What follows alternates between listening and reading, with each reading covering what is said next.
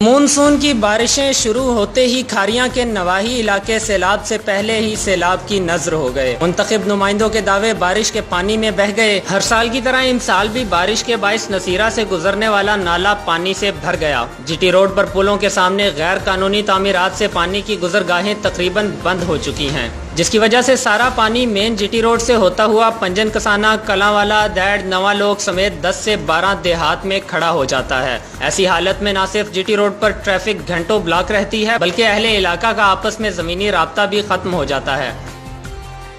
کیوں پانی گلی بھی کھڑے ہے جیسے اگے مٹی سٹی ہے تو اندر نہ پانی ہے، یہ وقت ساری رات کرتا رہا۔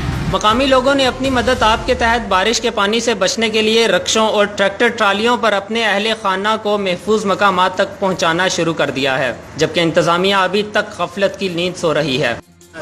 پانی آبادی دے وچ گھس گیا ہے۔ اس لیے اگے 15-20 پنڈਾਂ ਦਾ رابطہ ٹوٹلی طور تے جی ٹی روڈ نال منعقد ہے۔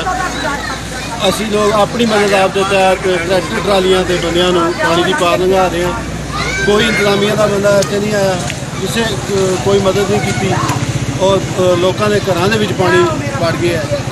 بڑی تباہی ہو رہی ہے، 24 گھنٹے سے زیادہ ہو گئے نے، کوئی بندہ اتنے ہلے تک انتظامیہ دا نہیں پہنچا۔ اہل علاقہ نے حکام بالا سے مطالبہ کیا ہے کہ اس سالانہ آفتاب سے نمٹنے کے لیے خاطر خواہ اقدامات کیے جائیں۔